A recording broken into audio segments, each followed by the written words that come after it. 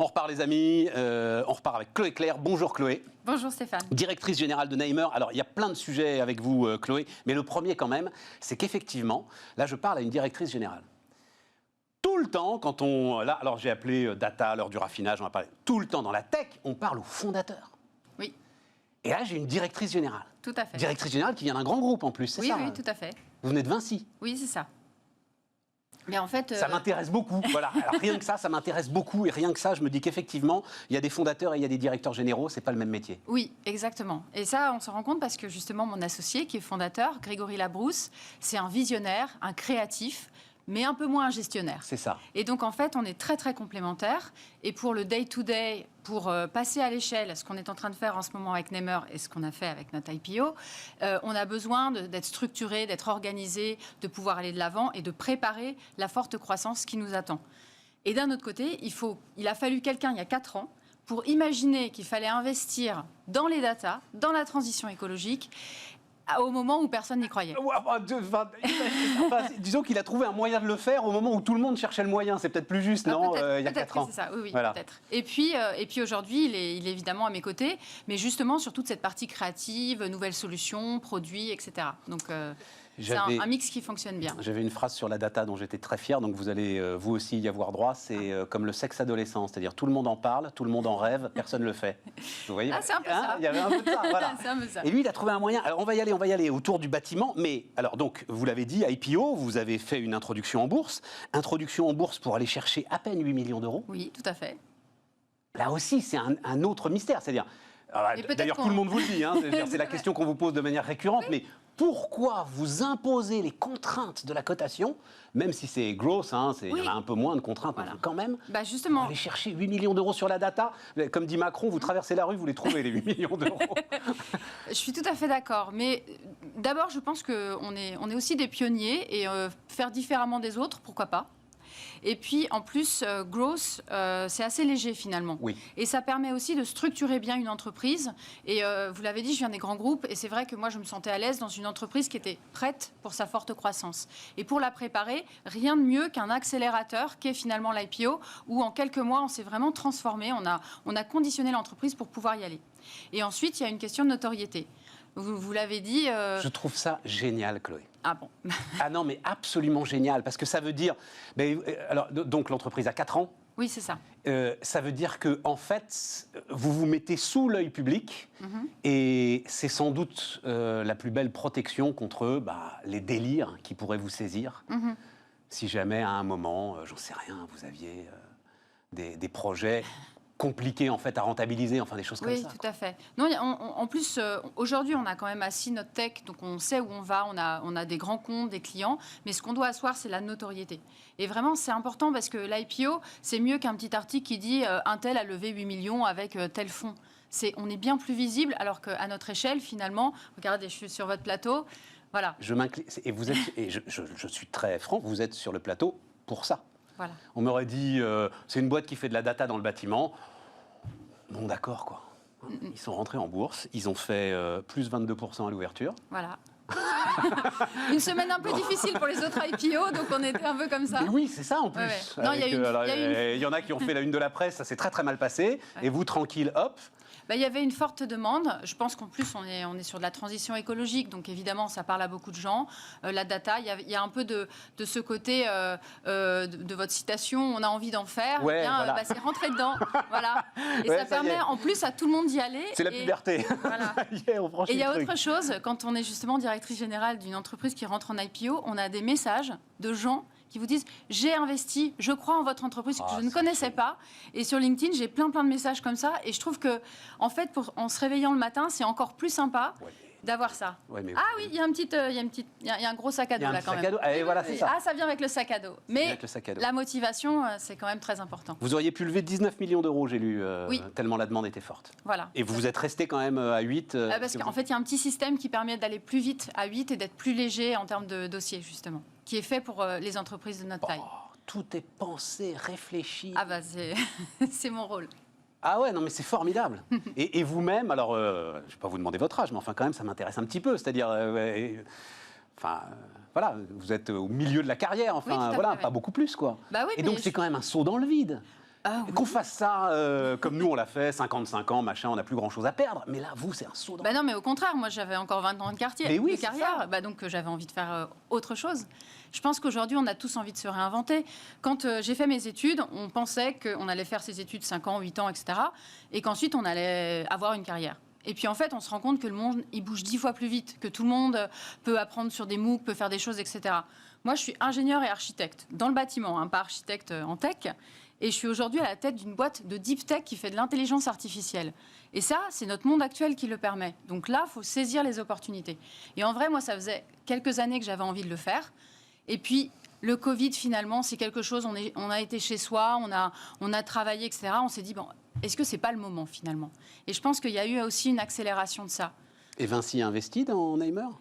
Non, parce qu'ils n'ont pas de fonds pour investir dans Neymar. Maintenant, j'ai des amis chez Vinci qui ont investi personnellement dans Neymar. Eh oui, c'est ça. Bah oui. Ah, c'est incroyable. Bon alors, racontons ce que vous faites maintenant, parce que c'est là où ça se complique, si j'ose dire. La data, donc, c'est l'open data en fait que vous retraitez. C'est pour ça que je dis raffinage. Ça vous va comme... Oui, c'est raffinage et création. C'est-à-dire que dans un premier temps, on va prendre l'open data, qui est très lacunaire. Donc, on va déjà le compléter. Alors, quel open data? Autour du bâtiment, vous dites, mais c'est quoi autour du bâtiment? Du territoire, vous avez plein de jeux de données des collectivités, des jeux de données de l'ARCEP sur, par exemple, toutes les connexions Internet. Vous avez des jeux de données de l'ADEME sur les DPE énergétiques. La performance énergétique des bâtiments. Exactement. Vous avez énormément de données qui sont aujourd'hui sur le marché. Le problème, c'est qu'elles sont dans des formats différents. Donc, vous avez du texte, vous avez des tableaux, vous avez des images. Nous, on utilise beaucoup d'images, etc. Et ensuite, vous avez des choses qui sont sur plein de supports et lacunaires. Donc, l'idée, c'était de dire, nous, on va mutualiser le travail, de s'emparer de l'open data et de le rendre actionnable dans une seule base de données. Mais on ne s'est pas arrêté là, parce que sinon, on n'apporterait pas assez de valeur.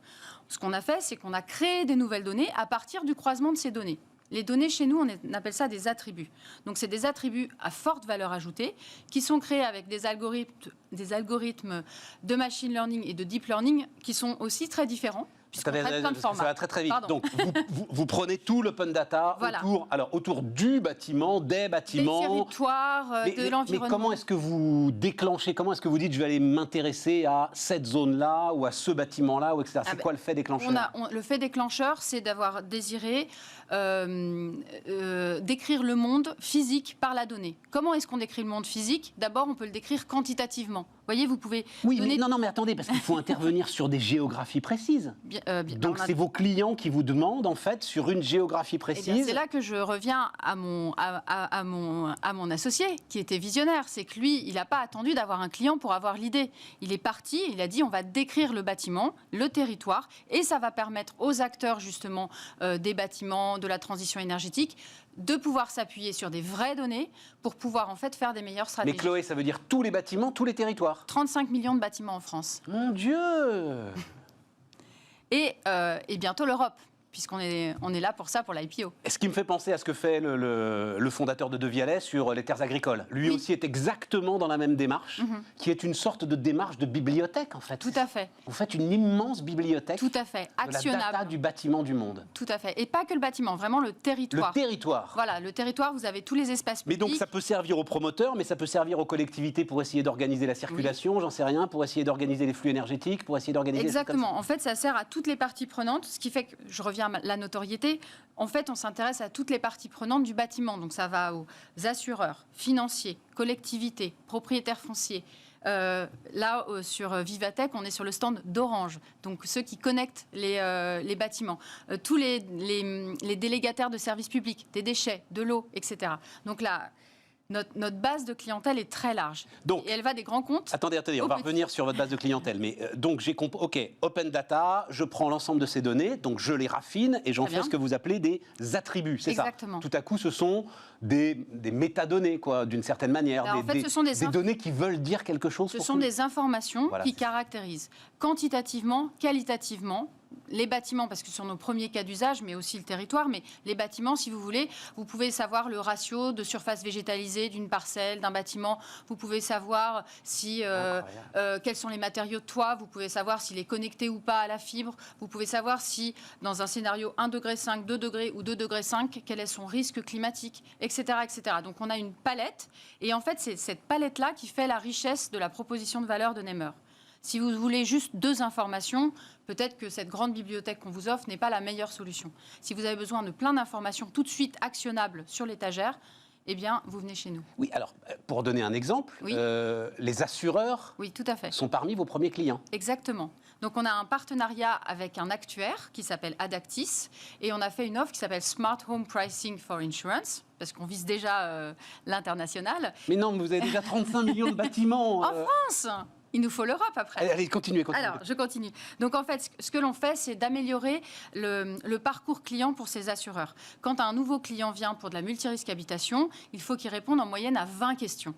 Donc, si on cherche 2-3 devis, soit on a 1 heure à passer, soit on n'a pas 1 heure. Et l'idée, c'est de capter ceux qui n'ont pas 1 heure. Et donc, en fait, il suffit de poser 2-3 questions au client, dont son adresse. Et nous, en live, pendant que l'assureur va faire le devis, il va appeler nos attributs et va dire, là, j'ai toutes ces informations sur cette habitation.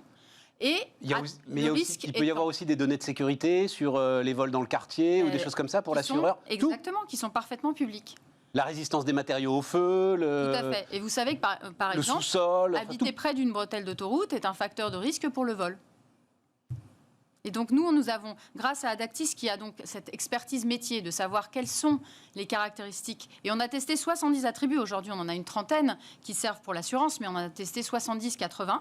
On a fait des modèles de prédiction de risque. Ils les ont faits, puisqu'ils sont actuaires. Ouais, c'est ça. Nous, on a fait les attributs. Ouais. Et on a prouvé qu'avec 25-30, on était capable de bien mieux caractériser le risque, de 20 à 40% mieux que l'assureur traditionnel. Et donc, nous, on va voir ces assureurs traditionnels et on leur dit, vous êtes aujourd'hui, vous faites un petit peu manger les pieds par ces néo-assureurs qui viennent justement d'entreprises innovantes, de machine learning, etc. Luco qui est venu là, c'est très impressionnant. Vous avez des calculs de risque en quelques secondes. Exactement. Eh bien, en fait, nous, ce qu'on propose, c'est qu'aux assureurs traditionnels, on leur apporte le game changer de Luco. Vous allez renforcer la rente alors?